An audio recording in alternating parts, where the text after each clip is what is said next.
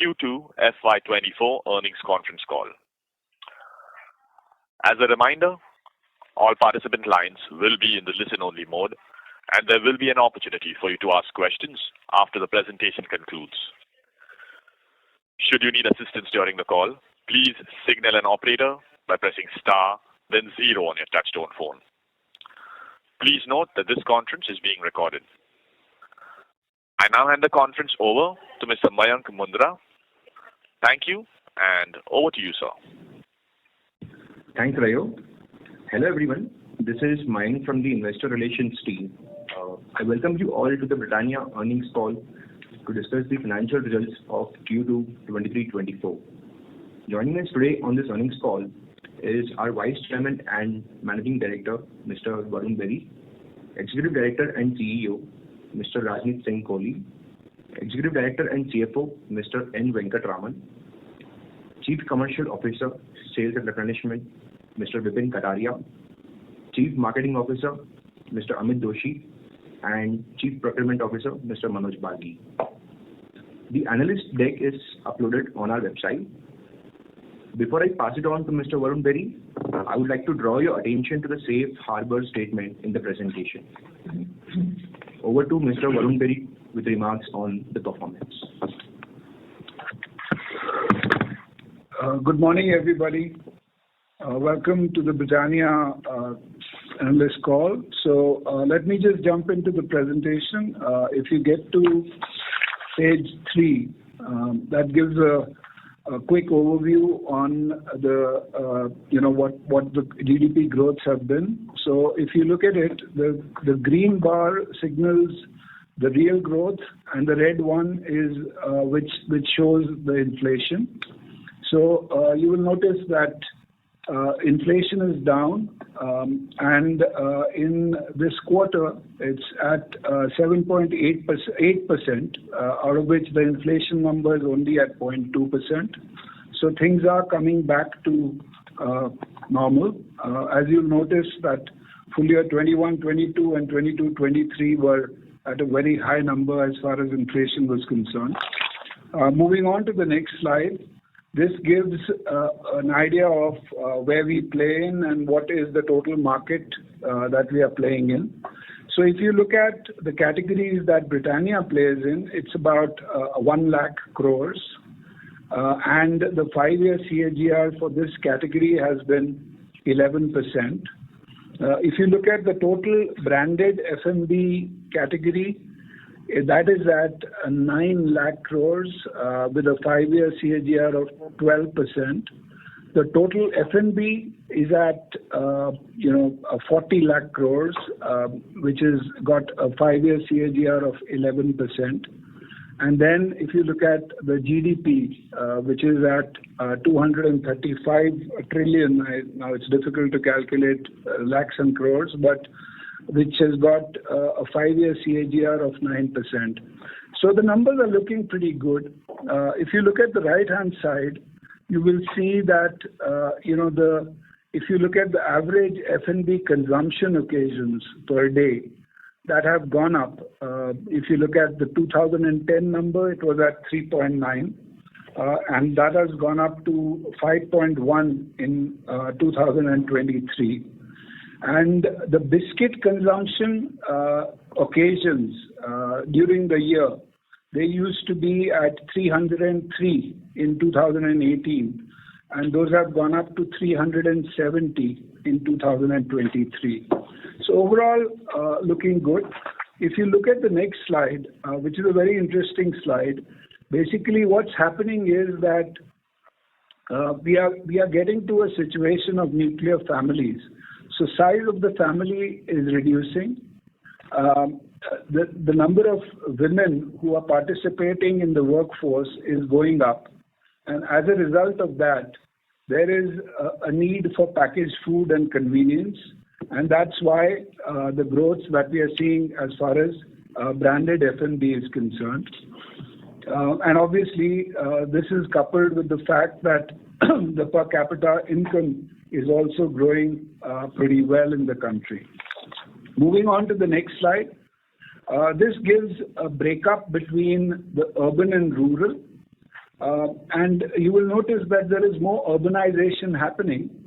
Urban as a percentage or as a contribution to the overall economy has been growing. It's gone up, let's say, if you were to take, in the last 2 or 3 years, it's gone up pretty substantially. And so that's good for us because we have predominantly been urban distributed, a stronger urban company. However, for us, the growths in the last, let's say, 10 years have been much faster in rural because we've been gaining more distribution and making our presence felt in more villages and smaller towns. So if you look at the bars on the right, our market share currently is also more urban-centric. Our market share is heavier it's 1.3 times what it is in rural, in urban. And similarly, our numeric distribution is also 1.2 times what it is in rural. So for us, the slowdown in rural is something that we can counter with, our distribution growth, which will continue. And the urban growth is obviously helping us because that's our area of strength. There are more details on this, but I will leave that for you to read through. Moving on to the next slide. This gives the growth potential for categories other than biscuits. So if you look at biscuits, we have a penetration in households of about 94%. So biscuits, bread and rusk has pretty high penetration ranging from 82 to 94%. So there it's going to be, a consumption-led growth that we are looking at. And the reason for the same is that, one, as far as biscuits is concerned, per capita consumption in India is only about 2 kilos. And if you were to factor in the number of consumption occasions, which has gone up from 303 to 370 per annum, the number of biscuits that are consumed is just about 1 biscuit per occasion. And that can definitely go up. So it's going to be a consumption-led growth here. And if you were to look at it by categories, while there are categories like glucose, Marie, and some of our cookies, which have got a reasonably high penetration between 40 to 60%. There are lots of categories where the penetration, we have less than 20% penetration in households. So there is a big opportunity for us to grow penetration in those categories and drive consumption thereby of biscuits. There are other categories like cake, dairy, drinks, wafers, cheese, croissant, where you'll notice that the penetration into households is very, very low. And there we will be looking at a penetration-led growth. Croissant is an absolutely fledgling category where we have to drive penetration into households. So that's how we look at the potential for the future.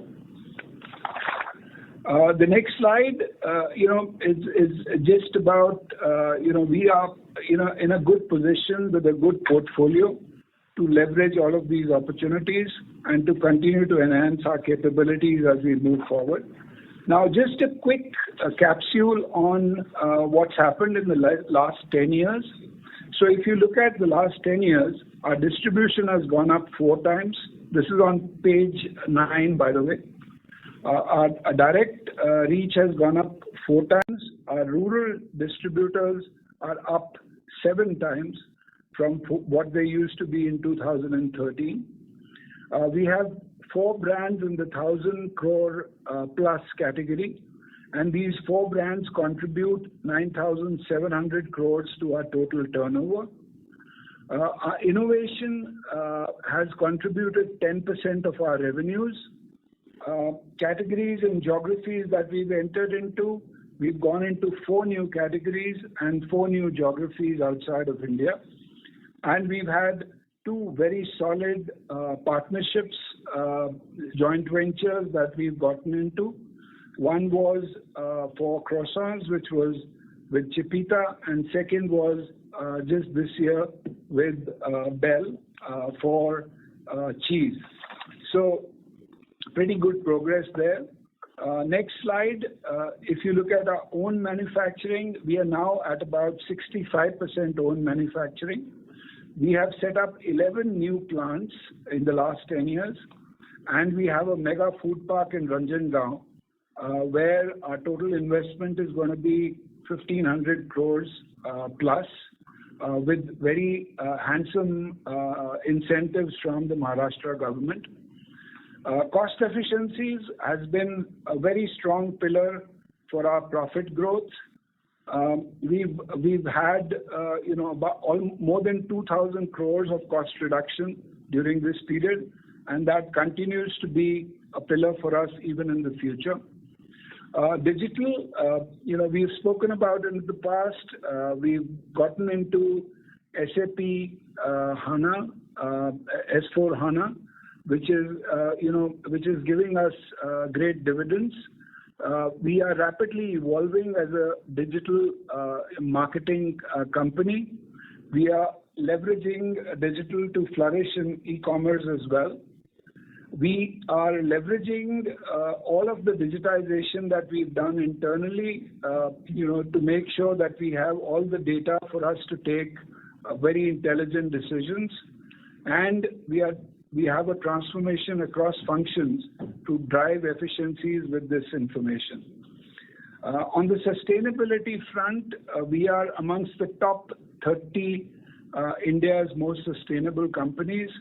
We've had 100% plastic neutrality, and we are now doing quite well even on the international circuit as far as the Dow Jones sustainability index is concerned. From a people standpoint, we we've been rated as top 15 best employers 4 years in a row. We've been awarded Best Organization for Women in 2023. Our gender diversity in our factories has gone up from 28% to 45%. And we have very agile and resilient teams to navigate through the turbulence that we've seen from an inflation front and from a global scenario, right? So moving on to the next slide. This is what we achieved last year. That was our turnover, a CAGR of 10%. Our operating margins are pretty healthy at 16.3, which have even gone up further this quarter. And our CAGR on profitability stands at 25%. Our long-term value creation has been pretty good with a CAGR of 32%. Next slide. This is just, something that we feel that it's very basic, but I think it can give us very good dividends. We worked on fill rates. We were at a reasonable rate on fill rates on modern trade and e-commerce, but we've moved up pretty rapidly. We've gained almost from 75% to 90% as far as fill rates is concerned, and this will hold us in very good stead as we move forward. We are re-looking at our route to market now with a portfolio which is very solid. We are looking at how do we make sure that we leverage our portfolio even better, and coupled with data analytics and artificial intelligence, we are looking at making sure that we become cutting edge as far as this is concerned. Now moving on to the performance update for the quarter, page 14. Our revenues have been flattish. If you look at a 12-month growth number, we've grown only 1%, but our 24-month growth is at 23%. Operating profits have grown on a 12-month growth rate at 21%, very healthy 58% on a 24-month growth path. Our shares, we had sort of got stagnated a bit for the last quarter, but we have seen a very good exit rate because we made some corrections which were required from a pricing standpoint to stay competitive in the market, and that's looking good as well. Now, getting back to our strategic pillars, which we've spoken about every quarter, distribution, marketing, innovation, adjacent categories, cost efficiencies, and sustainability. I will cover each one of these in a slide. So, as far as distribution is concerned, our direct distribution has gone up in March 2019. We were at 2.1 million or 21 lakh outlets covered directly. This has gone up to 27.3 in September of 2023. Our total distribution has gone up from 54 lakhs to 66 lakhs. But as you'll notice, bulk of this growth has come from direct distribution, and indirect has stayed at about the same number. Our focused states growths have been continuously pretty good. These are the last 4-year numbers. You will notice that these have slowed down this year, but that is a result of the whole rural scenario becoming a little slower than what it used to be. However, these growth rates are still healthy, and we are hopeful that as we move through to the next quarter and onwards, these will come back to double-digit growths as well. Moving to the next slide, we've stepped up our investments as far as brands is concerned. These are all the brands that we've really supported: Good Day, 50/50, Milk Bikis, NutriChoice, Jim Jam. Jim Jam is doing extremely well. We've also launched Jim Jam Pops, which is adding on to the Jim Jam franchise, and Bourbon, which has been renovated and is doing extremely well in the marketplace. Similarly, on the adjacent categories, there's been quite a bit of activity on cake, rusk, as well as on cheese. We've also done some consumer promotions to make sure that we remain competitive and continue to gain share, which we've done continuously for the last 10 years. Innovation, I spoke about Jim Jam Pops, which is doing extremely well, a very exciting product and very well appreciated by consumers. 50/50 Golmaal, which is again a very intriguing and interesting product, doing extremely well. We've also launched, Makhana in 3 flavors. We've launched the portions, which is the triangular portions, under the Laughing Cow brand name, and cheese sachets, which are 10 rupee sachets. And all of these innovations are running towards annualized number of about 200 crores. Moving on to the next slide, adjacencies have been on strong footing. Surely there is more work to be done there. There is competition coming in all of these categories, which is good in a way because when you have more than one player, it always creates more demand. So on cake, we've had some very interesting innovations. Rusk, we've not done as well on the top line, but I think we've rationalized. We've got our recipes, up there now. Bread continues its profitable growth trajectory. Cheese has been a double-digit growth contributed by base and all the differentiated formats. Our cheese plant is commercialized for making cheddar cheese. Processed cheese will start by the end of this financial year. And we've already started to supply our whey powder in addition to the SMP and SCM, which is being consumed by our biscuit business. Middle East and Africa is growing double digits with improved margins. Egypt continues to perform well. We've set up an operation in Kenya, which is, having its teething troubles, but, things are looking like, we have a good future there as well. Nepal is a spectacular growth story and continues to be on a good trajectory, both from a bottom line as well as a top line standpoint. Our cost efficiency programs, we've spoken about these. These are the structured programs that we drive. It's about making sure that we have truck utilization, which is at the highest level, distance travel to be reduced, market damages to be reduced, renewable energy, fuel consumption, and the line throughput and efficiencies. And these cost efficiency programs have gone from 1x to 7x in 23-24. The next slide is about our factories. In this quarter, we've commercialized Bihar. This is our second factory in Bihar, and we have 3 product lines in the first phase. We've also recently added UP, which was commercialized in the previous quarter, and Tamil Nadu, which are operating at desired efficiencies.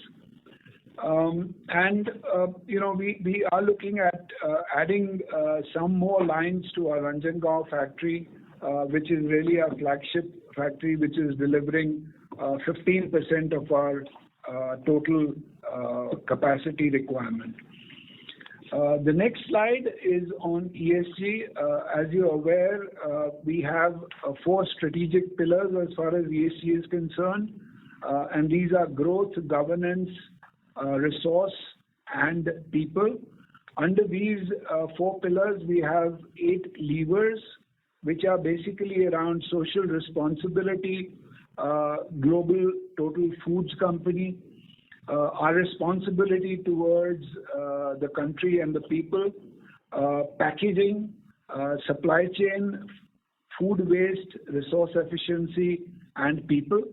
Under this, we have 26 programs which we continue to drive very meticulously. And the numbers that you see on this chart give you some of the achievements that we've had under these 26 programs that we run. So I will not drain this chart. It's there for you to go through it and read it. But all I can say is we've made great progress on the ESG front as well. The next slide is about the Britannia Nutrition Foundation and what it does. So just to remind you, Britannia Nutrition Foundation operates in 8 states with 450 villages which are covered, 500 plus schools, 650 plus Anganwadis, and there are approximately 220,000 beneficiaries out of this program. In this quarter, we've launched My Plate, My Nutrition initiative, which is along with the government initiative of, the Poshan Ma, as it's called, which is Nutrition Month. We've had concept champions, who are propagating this. These are executed through change agents around the community that we work in, and these are augmented by creating 20,000 plus nutrition gardens in all of these states and the Anganwadis and the villages that we operate in. And this has been a pretty exciting program that our people have been running. Now, getting to costs. If you look at commodity, flour, which is a pretty large component of what we use, there's been inflation as far as flour is concerned. Palm oil has been deflationary, and that is giving us some benefits. Sugar has been flattish, slightly inflationary, while packaging is positive. However, if you were to, if you were to look at the world scenario, I think it's important that we watch out for commodities as we go forward, because things could escalate, and hence we are being very, very vigilant on making sure that we keep these costs under control. Moving on to the next slide. So what are we going to do, and what are the key strategies for us as we go forward? We will continue to invest behind brands and innovation. Cost efficiencies will continue to be a very important pillar for us. We will make sure that we take measured pricing corrections wherever necessary if the commodity situation remains positive. As I said, we are closely monitoring the stock price situation of commodities with the strife that we are seeing in the Middle East and Russia, and we will remain vigilant as far as this is concerned. Getting to the financial results, our top line growths, as I said, healthy for 24 months, low for a 12-month growth number, which is 1%, sequentially up from where we were in Q1. So we've achieved 4,370 crores in this quarter as our revenue. Next slide, profit. This is looking pretty healthy. Our operating profit has grown by 21% to 801 crores, which is 18.3%. And if you look at it on a 24-month growth basis, it's at 58%. Next slide, which gives our 12-month as well as 24-month growths. Net sales, as I've already spoken about. Profit, operating profit, already spoken about. PBT and PAT at 21% and 19%, and on a 24-month growth at 53%. If you look at our ratios, they're looking pretty positive. So it's I would say good results. I would still make sure that I focus and the team focuses on getting our top line to grow much faster, and I'm confident as we go through the balance of the quarters this year, and therefore we will see growths coming back. So that's all I have for you. Let's open this for questions, please. Thank you very much. We will now begin with the question and answer session. Anyone who wishes to ask questions may press star and 1 on the touchtone telephone. If you wish to remove yourself from the question queue, you may press star and 2. Participants are requested to use handsets while asking questions. Also, in order that the management is able to address questions from all participants in the conference, we request participants to please limit your questions to 2 per participant. Ladies and gentlemen, we will wait for a moment while the question queue assembles.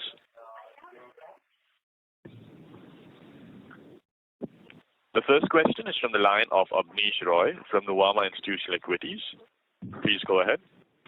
Yeah, thanks, and congrats on good margins, and thanks for the detailed presentation. My first question is on the innovation in terms of the Makhana Better Snacks. My question here is, under Better Snacks, will we see a much bigger plethora of products in the medium long term? Second, Makhana is a very commoditized, so how are the margins here? Why do this? And third is, will this have a very wide distribution, or this is more of a bigger outlets and more of the top 20 cities kind of a market? Yeah, so Better Snack Company is basically a brand that we will try to leverage for products which are healthier snacking products. So definitely this is going to be a platform for us for the future. Makhana is, I wouldn't say it's commoditized, Abneesh. I think it's a very small category, and we are not looking at distributing it widely. This is going to be a modern trade e-commerce launch only, and till now we've seen reasonably good results on that. Does that answer your question? Yeah, it does. So thanks for that. And slight related question in terms of the salty snacks, which you have been trying, given your very strong experience in the previous company. You have also tried that under Britannia past few years. So will that work in a way with the better snacks? And any update if you can share on salty snacks? How is the scale up? Avnish, that's a very tough category, and we want to make sure that we get all the data required before we do a wider launch. So even at this point in time, it's in test market, and as we have gone through the months, we realized that there are so many things in test markets, and every month there are new things coming up. So only if we feel absolutely comfortable with our marketing mix and we feel that we have a strong right to succeed, will we go ahead with a national launch. Thank you. The next question is from Avi Mehta from Macquarie. Please go ahead. Hi, sir. Thanks for the opportunity. Sir, I just have two questions. One, I wanted to understand your comment on market share gains a little better, and whether you believe this suggests that the price-based competition is largely behind us. Would you see it this way, or would love to hear your comments on that one, sir? Thank you. So,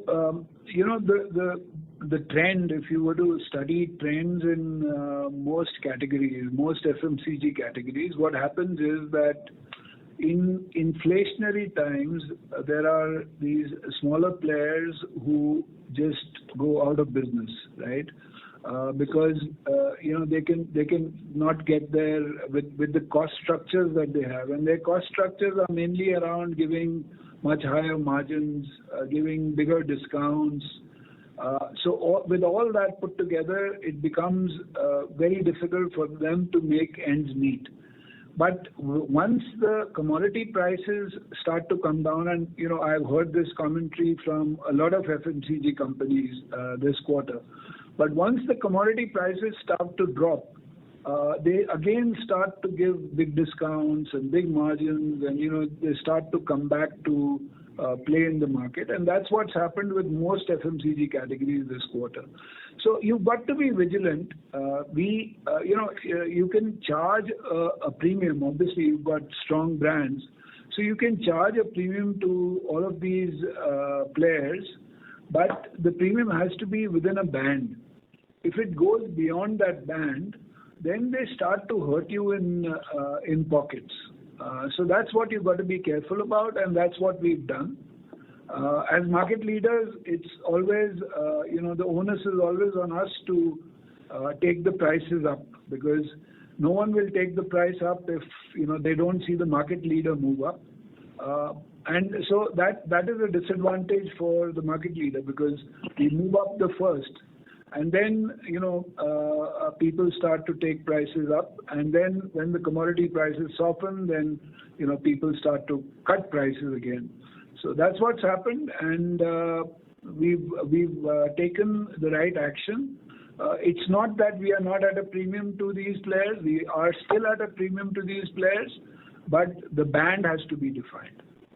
So maybe I'm not very clear yet, so maybe I can rephrase the question. Is the premium now at the mid end of that band that you see, at the lower end, or at the top end? How do you see that? It's still at the top end. It's still at the top end of the band. It's not, so let's say we define the band to be 20%. If the premium goes to 30%, then you start to get hurt. So we've got to make sure that we keep that within that band of 20%. So, sorry, sir, you think there is still room wherein this could be a cause of, and we have to be vigilant. That's how I should read it? It's not yet behind us. No, I don't know what you're saying. I don't understand. So maybe, what I meant is this competition which is price-based. Would you say that the worst of it is over or not? That's what was my question, because we are now seeing, last quarter, the trajectory on market shares, and that has reversed. So that is where I was coming from. Yeah, that's why you're seeing the results. Okay. Yeah, but we have to be vigilant. as we go forward as well. Yeah. Okay, sir. Okay. Perfect. Okay. Sorry, sir. So the second bit I just wanted to understand was on the margin side. Now, the first half margin performance, would you, given this first half margin performance, do you see a need to revisit your flattish EBITDA margin guidance for FY24? We don't give any guidance. Which guidance did we give? Did we give any guidance on EBITDA margin? Okay. So maybe then I misunderstood the earlier comment, but which was given last quarter. But would you say that this is the level that one can kind of continue? What could be the risks for this EBITDA margin trajectory in first half to come off, especially because the employee cost reduction has been 2-star. So I wasn't sure if this quarter was a one-off performance or how should I look at that? That is what was the basis. We don't give a guidance, frankly, so I don't know how to answer your question. Yeah, I think we should move on because no problem. Yeah, thanks. Thank you. The next question is from Shirish Pardeshi from Centrum Broking. Please go ahead. Hi, Varun. Good morning. Thanks for the opportunity. Just two questions. In the beginning, you mentioned that focus state growth has come down. So, would you be able to give some more qualitative comments? What's happening in UP, Bihar? Because these are, my understanding, is a strong glucose market. So maybe qualitatively you can add, and maybe what is the contribution of these 4 focus states to our revenues? So, okay. So let me answer your first question first. See, what's happened is, as I was saying in the beginning as well, the rural, these markets are predominantly rural, right? And the rural growths, which were at about 2 times urban growth till last year, are now lower than urban growth this year, right? So rural growths have come down overall, right? And that's the reason why these growths have come down. Having said that, I don't think there's any fundamental issue. I think it's about the overall growth in the market. And we are still, I would say, growing faster than what the overall market is growing at in all of these states. And I personally think that, the hard work that we've done in the last 10 years of building a very strong rural distribution is going to keep us in good stead. And as the markets start to come back, as the rural economies start to come back a bit, things are going to be much better as we go forward. So if you're asking me, have we lost share in these markets? No, we haven't. Yeah, because normally you used to give the market share numbers, so that's why I was a bit worried. No. You don't have to be worried. So we've just changed the format. We've actually gained share in all of these states. No, the reason why I'm saying, because normally you used to give in the beginning what is the packet growth, and this number you have not given this time. So I was wondering whether the volume loss is primarily because of this. So maybe if you can share what is the packet growth you have seen in the quarter? The packet growth this quarter has been flattish, Shirish. Okay. So yeah. My second and last question on the ad spend. Most of the FMCG companies has upped the ad spend in the recent quarter. So would you quantify what is the ad spend number which has happened and where it will settle in next 2 quarters? So we have also between the consumer promotions that we are running and all of the advertising that we are doing behind our brands, we have raised the ad spends, well, not ad, but total advertising and promotion spends by about 1.5%. But it might not show in the P&L because some of the promotions which are grammage based will not show in the numbers. So, but the total spend on advertising and promotions has gone up by about 1.5%. Okay. Thank you and all the best. Yeah. Thank you. The next question is from Aditya Soman from CLSA. Please go ahead. Hi, good morning. Firstly, you highlighted this whole branded F&B category being 9 trillion rupees. Would you, how much of a play can Britannia make in that category, and any specific categories or subcategories within that you want to highlight where you feel that Britannia potentially has a right to win? So now that's a great question. Now, we are, I would say, probably the most focused company in terms of what we do. If you were to look at other FMCGs in India, their diversification sometimes is pretty varied, and they get into a variety of categories. What we've stayed true to is to make sure that we move in concentric circles. So we've tried to cover the bakery first, and obviously dairy, which is a play for us. So we are basically in the bakery space and dairy. We are doing some experiments with salty. We are looking at some of the other categories as well. But we are staying close to the knitting so that we don't go too far from where our strength lies. Now, dairy is also becoming a big play for us, and we will make sure that we, play much harder there. Having said that, there are lots of other categories which are interesting. So, the large categories that we don't play in, which are in the, in the branded F&B space, are salty snacks or chocolates, all of these categories. And we know that at this point in time, we don't have a right to succeed. Even companies which have gotten into this have, struggled. Even companies with very deep pockets have struggled. So we just want to make sure that we first make absolutely sure within the team that we have a right to succeed, and then we move forward. As I've said in the past, we would want to stay in the snacking space, predominantly in the baked snacking space for the time being, then move to other snacking areas, and which is basically, not in the middle of the plate. At some stage, we are doing, a lot of other, R&D is working very hard on other categories as well, but we will move into those only when we are absolutely clear that we have a right to succeed.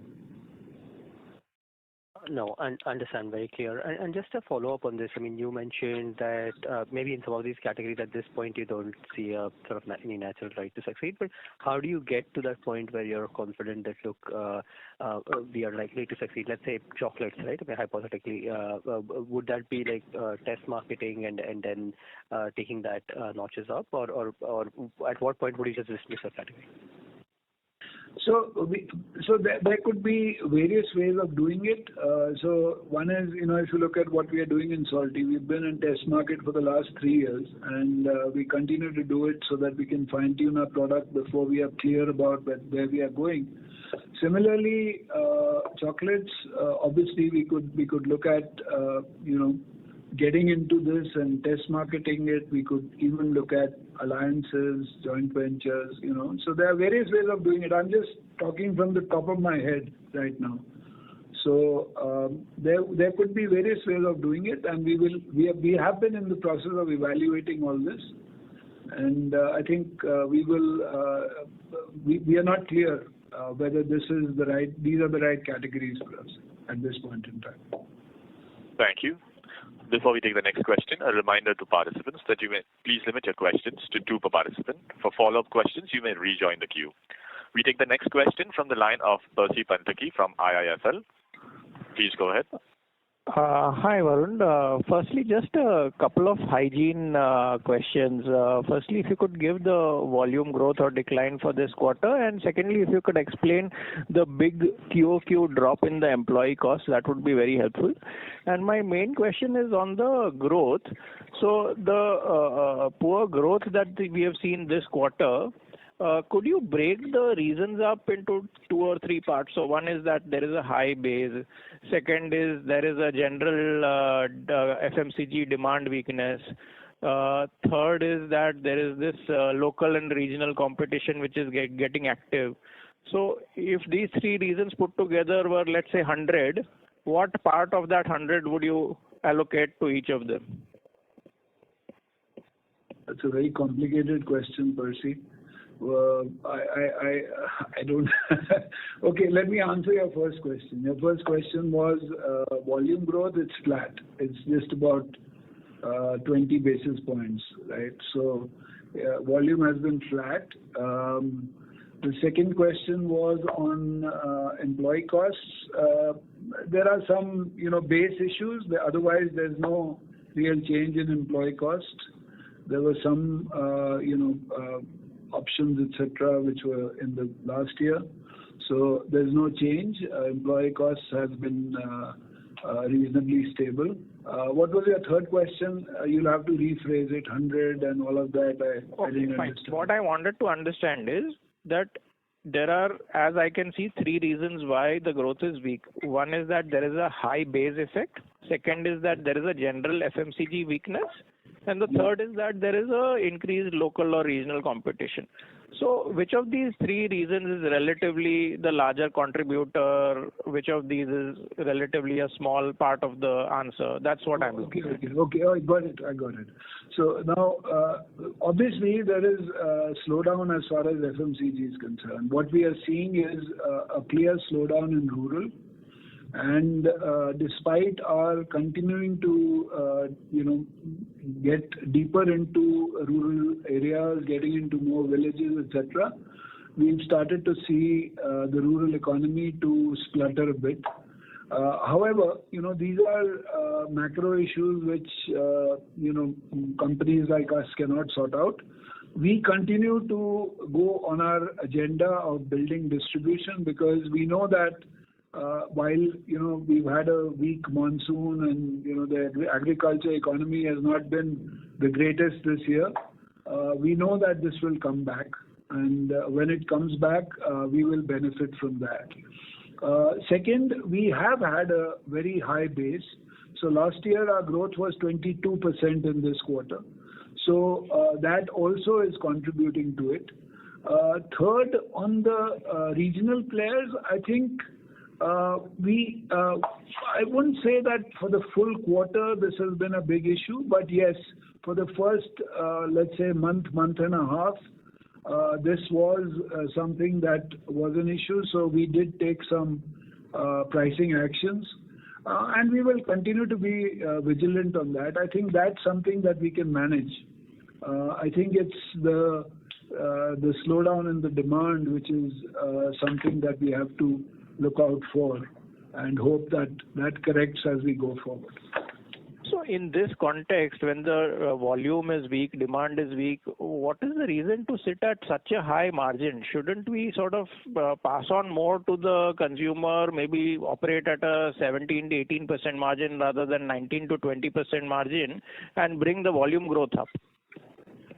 No, you're right. I think the agenda for us is to make sure that we grow our volumes much faster. But in times like this, Percy, even throwing money is throwing money at the wall. So we've got to make sure that the demand corrects before we start to do that. My sales head and my marketing head are delighted to hear your comments. But yeah, the target for us will be to make sure that we grow our top line much faster than what we've done this quarter. Thank you. The next question is from the line of Jay Doshi from Kotak. Please go ahead. Yeah, hi, thanks. A couple of bookkeeping questions. What's the cumulative price cut that you've taken at a portfolio level from the peak pricing that you may have seen 6-9 months back? Venkat, would you have some number for that? 2.5%? It will be 1.5%. So about 1.5%, I would say. If I understand correctly, your cumulative price increase in the inflationary environment was about 22-23%, and from there you've reduced by 1.5-2%. So it's still 20% above. Yes. Right. Now, see, in most FMCG categories, what we've seen is companies cut prices proactively even before there is full recovery in gross margin. At least that's what we've seen in this cycle. You've managed to maintain your market share quite well and also gain 250 basis point gross margin expansion over pre-pandemic levels. So do you expect that for the category and, for Britannia, gross margins of 42.5-43% is a new normal gross margin? Or, you have intention of sort of, taking it down to somewhere midway between where, 40% where it was pre-pandemic and 42.5, 43 where it is right now? No, that's a very tough question in the current environment with, the Middle East in flames and Russia, Ukraine going at each other. We don't know where this, situation is leading up to. So we've got to be very watchful. I would say, first of all, we don't give a guidance, so I won't be able to tell you where we are headed. But I would say that it's reasonable to assume that we'll be somewhere around what you see as our margins. That's helpful. One last one. Wheat flour, the chart that you've shown indicates YOY inflation, whereas our interactions with, other large, buyers of wheat indicate that it's broadly at similar levels as last year. So what is the cost of inventory for you? Did you procure it at the beginning of the year so you're not affected by the recent inflation? And second is, if you can explain that chart. No, so we do buy covers. We do some strategic buying, which helps us, neutralize some of the inflation that others see. So Manoj is here. If you have a question for him, he'll be very happy to answer. Sure. So the chart you're showing is more like spot price, right? It's your cost of consumption, your procurement cost of which the covers that you have would be much lower, right? So you would not be witnessing any inflation. Is that right understanding? Those are our numbers. Those are our internal numbers. I see. Okay. So this is your chart of your procurement cost. Understood. Yes. That's helpful. Thank you so much. Yeah. Thank you. The next question is from Kunal Vora from BNP Paribas. Please go ahead.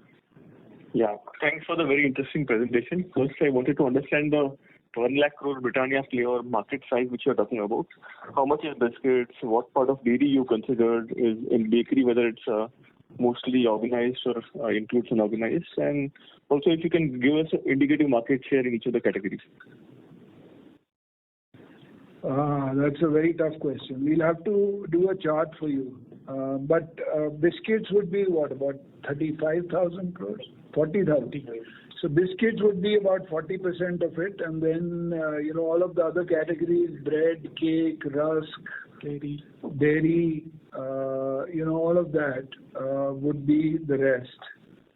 So, but I will not be able to answer which categories, how big, and what is the market share in each one of those categories. But if you want any specifics on cake, rusk, etc., cake we have about a 35% share, rusk we have about a 23-24% share. Dairy cheese is a small share, much smaller at about 13-14%. So that's how we've calculated it. But it's a good point. Maybe we'll construct a chart for you the next time. Thanks. That'll be very useful. And second and last question, if you can talk about your acquisition strategy, both in traditional space as well as D2C brands in the food space, if there's anything which you would like to consider. I'm also thinking about categories like cheese and mayo spreads. Are there any interesting opportunities there? From an acquisition standpoint? Yes, acquisition. Thought process on both traditional as well as D2C brands. Direct to consumer brand, well, we've just gone into a joint venture with Bell. So first we would want to make sure that whatever Bell has in their portfolio, we look at bringing those into India. They are obviously dairy experts and they understand cheese very well. But yes, all of this, mayo maybe not, because that's not really dairy. But a lot of other cheese categories, whether it's cream cheese or cheese spreads, or the one that we've launched, which is that the sachet, the 10 rupee sachet, which is also a spread. These kind of things we would first like to bring into the market, and then I don't think there are enough innovators in the dairy category in India which are ready for acquisition. I think we'll have a much better portfolio with Bell as our partner. Okay. And growth will be mostly organic, and inorganic is not really a consideration right now? Not in the dairy category. Overall, at a company level?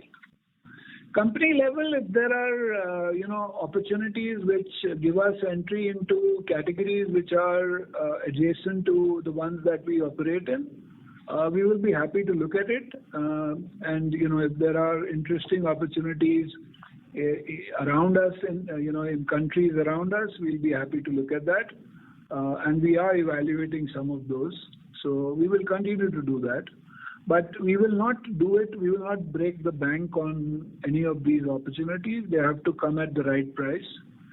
And I think, private equity money is drying up, so there might be opportunities in the future. Thank you. The next question is from Tejas Shah from Spark Capital. Please go ahead. Hi, thanks for the opportunity.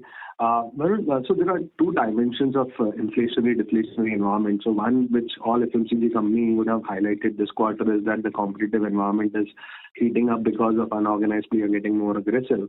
But the other dimension is how consumers behave. And usually we have been taught by FMCG companies only that during inflation they downgrade, but the deflationary environment, there is more incentive for them to upgrade or premiumize. So why is that not showing up, or will it take time for premiumization to come back again? Premiumization, see, within our portfolio, we are a reasonably premium portfolio, right? And what we've seen even in the last 6 months is that it's not affected. If you look at the mix has only moved towards the premium brands. It's not like the popular brands or the cheap brands are jumping up in every portfolio. See, even the B players, while they would have gained in certain pockets, I don't think it adds up to the base of the pyramid becoming much larger than what it was. So to that extent, I don't think there is downgradation happening in the market. Got it. And second and last question. So you spoke about snacking. We have been trying for 2 years.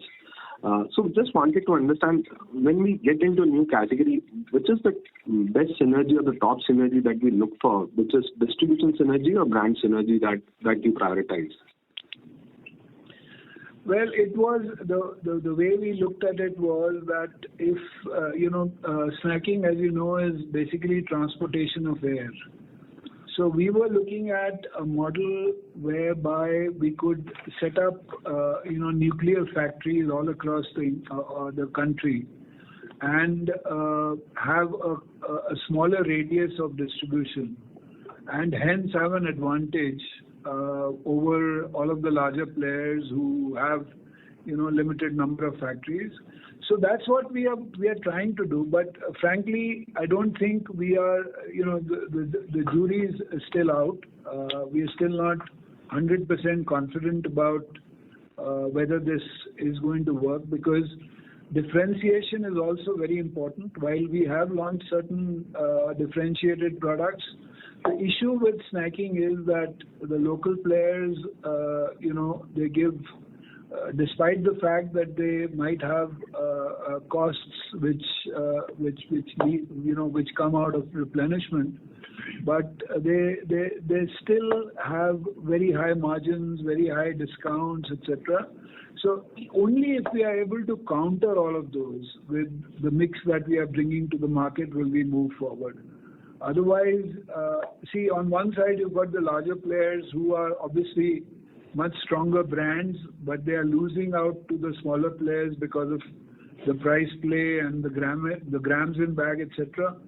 On the other side, you've got these guys who are throwing money in the market. So we don't want to be caught in this logjam. Only if we find a way to balance, and make money out of this will we move forward. Got it. Thanks. Yeah. Thank you very much. We'll have to take that as the last question. I would now like to hand the conference back to the management team for closing comments. Thanks everyone for spending time with us on this call today. We look forward to interacting with you again in future. Thank you very much. On behalf of Britannia Industries Limited, that concludes this conference. Thank you for joining us, ladies and gentlemen. You may now disconnect your lines.